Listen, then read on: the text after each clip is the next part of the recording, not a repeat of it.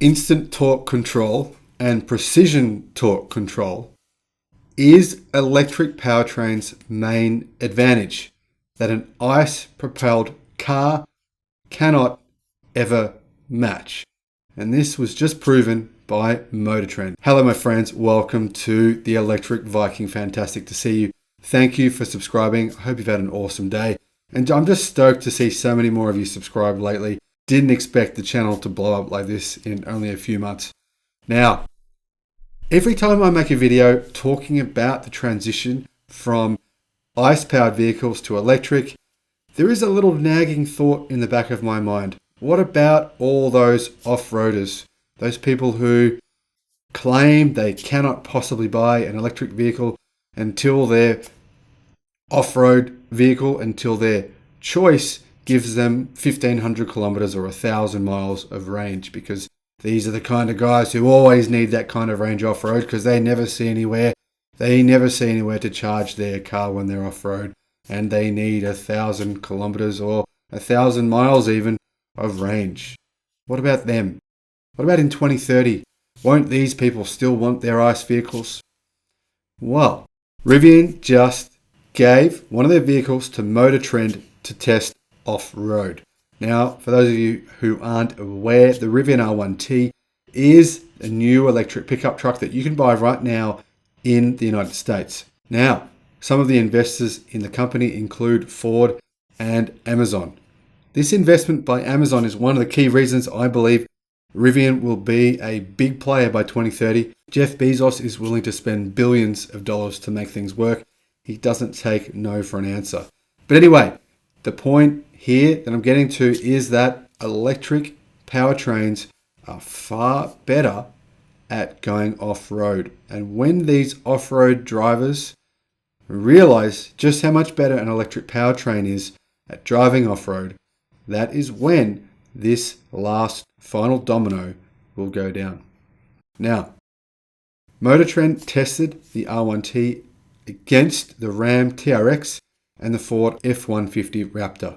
Both of those vehicles are highly modified off-road vehicles, whereas the Rivian R1T is not a highly modified off-road vehicle. The Ram TRX and the Ford F-150 have various modifications, suspension modifications, locking diffs, all kinds of things to help them to go off-road better. And yet, Motortrend found that the R1T was way better off-roading. No matter what the conditions, electric trucks like the Rivian R1T are simply better equipped to leave the pavement and tough it out. At least that's what Motortrend says, based on their exhaustive testing. They didn't just test these cars for one day.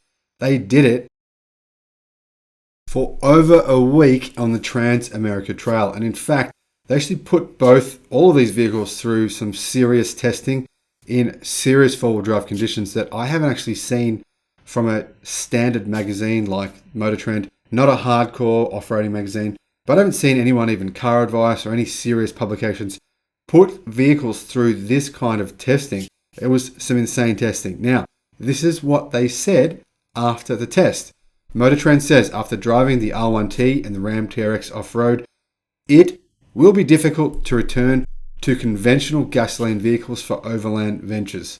The difference was that stark. Now, here's one of the issues, a key issue with off-roading with ICE vehicles. More than anything, power delivery is the big differentiator between electric off-roaders and internal combustion ones. EVs like the Rivian R1T deliver huge amounts of power and torque in one smooth gob from 0 RPM, literally 0 RPM. Kind of like a soft serve ice cream machine. Whereas engines like the Rams are more akin to stomping on a ketchup packet or a sauce packet. You get all the power whether you want it or not. EVs move forward differently too. With the Rivian, you're always riding the accelerator lightly to get up and over things. Rarely, if ever, do you touch the brake pedal, thanks to high levels of energy regeneration. Rivian offers 4 regen levels, so you can pick which one you want. Apparently, Motortrend liked the default high setting and max the most. So basically, when you're braking in your Rivian, you're recharging your battery. So if you're driving really slowly, like in off-road driving, you're actually going to use less power than what you would in a petrol vehicle, because when you brake which you're constantly doing off-roading in your petrol car, well, you're not recharging your battery. With off-roaders like the Ram though, it's the opposite.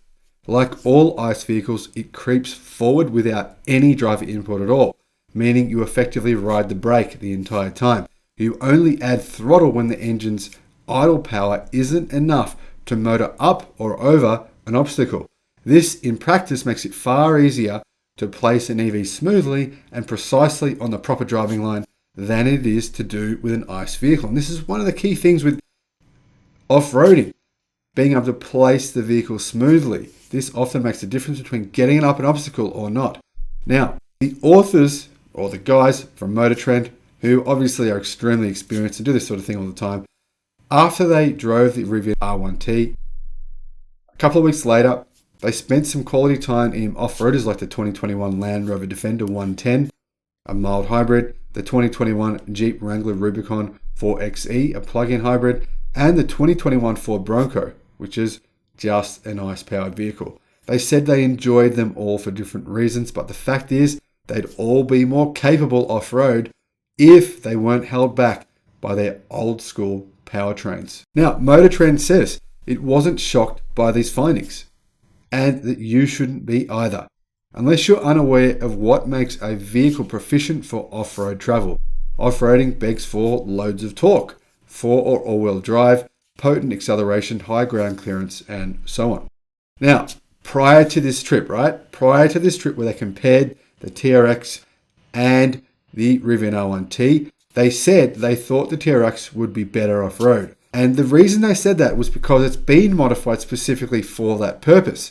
It comes with a big, powerful supercharged V8, traditional four-wheel drive, 2-speed transfer case, locking differentials, trick adaptive suspension, and off-road tires as well. Remember, the tires can make or break a vehicle.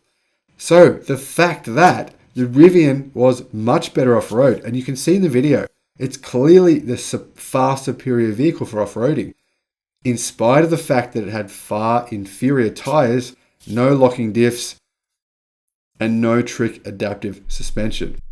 I quote, "After leaving the pavement in both trucks, it became abundantly clear that electric pickups are best for off-road travel. In fact, the author says, I will never find the same enjoyment that I once did in an off-roading in a traditional gasoline-powered vehicle after this experience."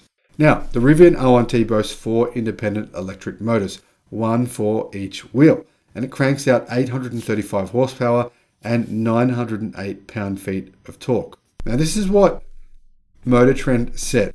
With electric motors making peak torque at 0 RPM versus 4,800 RPM for the Ram's technically not a Hellcat supercharged V8, each motor drives each wheel directly through what's effectively a 1-speed automatic.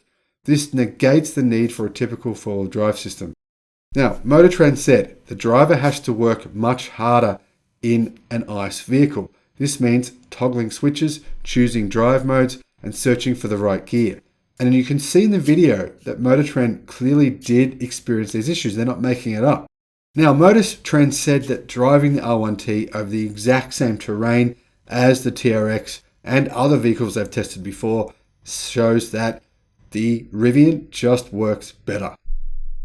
Power delivery is consistent and commanding. One-pedal driving makes sense, and the overall experience will really blow your mind. Now, what's going to happen, right? Well, what's going to happen is the first domino will fall. The first domino is the one guy in the group who says in 2027 or whenever we have batteries that give cars more range, it's going to happen. Range has doubled. Energy density has doubled in 8 years. Energy density will double again in 8 years. By 2029, vehicles, off-road vehicles like this, will have easily over 1,000 kilometers of range. But remember, this is very important. Rivian are working on and actually have already made and developed an extra battery pack that can go in the boot of the car. Well, if you're going to be driving your off-road vehicle and you're claiming it has this amazing 1,500 kilometers or 1,000 miles of range, that's of course only due to the fact you're taking cans, jerry cans or whatever they are, big containers of fuel. Well, it's the same principle. You can buy an extra battery, put it in the back of the bed. This is what Rivian is going to be offering. And then you're going to get that extra range. So the same principle applies. Take the fuel or take the battery. Now, once the one person in the group discovers just how much better these electric cars are off-road, and of course, tells everyone that there is a solution. If you want more range off-road and you are somehow never ever going to go anywhere where you can recharge your car, recharge your vehicle, then you can take that battery pack. And once he lets his friends drive this car, because I'm sure they'll all be curious, and they all go, wow, this is so much better off-roading. Or once he shows them that his vehicle can get up terrain that theirs can't, even though theirs has proper crazy off-roading tires, big 36-inch tires when his doesn't, then they're going to go, wow, okay, electric vehicles are the future. That is what I want. Now imagine when there are proper electric off-roading vehicles. Imagine when manufacturers start to make those. It's only going to happen within the next few years. You all know this. It's happening, whether people think it is or not. It doesn't matter. This will happen easily, well and truly within the next 5 years. There will be a number of proper off-roading vehicles. Now, if the Japanese companies don't make them, or if the Americans don't make them, it doesn't matter. Someone else will. The Chinese, I'm sure, would love to take over that niche. And right now, in fact, they currently make a vehicle called the Tank. And the Tank comes with some serious off-roading packages, which apparently come from suppliers such as Australia's ARB, which is one of the most well-known suppliers in the world. What will the Chinese do with their EVs? Just fit them out with ARB products and sell them as a proper off-roading vehicle. So this market will be taken over if other existing vehicles, if the Land Cruiser doesn't change to EV, if the Nissan Patrol doesn't change to an EV, there will be plenty, if the Land Rover Discovery doesn't change, there'll be plenty of people, plenty of manufacturers wanting to take this niche. And remember, Rivian is already here now. Rivian wants to expand. Do you think Jeff Bezos doesn't want this company to rival Tesla? Really?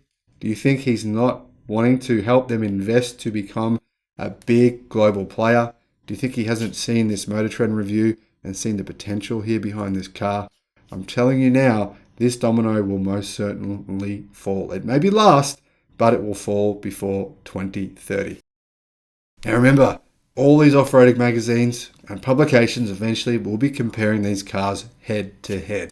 And I can't wait to see these reviews showing customers just how much better an electric powertrain is for torque modulation, off-roading, just power, everything to do with these kinds of things, off-roading activities that these guys need from their vehicle. And remember, ICE trucks, big ICE vehicles like the Land Cruiser, like the TRX, like the Raptor, like the Nissan Patrol. These are big, heavy vehicles and they're extremely thirsty. And I wouldn't be surprised if their range while off-roading is seriously compromised. I think you'll find there's a lot of hyperbole coming from the owners of these vehicles in terms of their claim range they actually really do off-road. Now, ICE vehicles are pretty good when cruising in a high gear, but pretty bad in terms of their range other times. I know from doing it and seeing my range being at about 20 litres per 100. Now, even in an ICE vehicle's best conditions, the range of many of these big vehicles would actually be less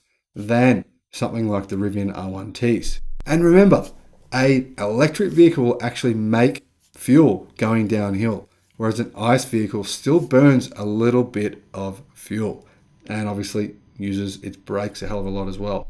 Now, it's true that charging infrastructure needs to improve so that these owners of these off-road electric cars can charge right before they get off-road. So right as they're about to leave the track, they need somewhere to be able to charge everything, to get a full charge and then head off. But that's going to happen. As you know from other videos I've made, there are tens of thousands, in fact, hundreds of thousands of EV chargers being made right now. In fact, I'm about to make a video about all the chargers being made right now worldwide. There are literally tens of thousands going in this year alone. And in fact, the video I'm making is about the transition of petrol stations to become EV charging stations. Now, while ICE vehicle owners can take cans of gas, petrol, diesel with them They can't make fuel, whereas on a long overlanding trip, an electric vehicle owner can make fuel with solar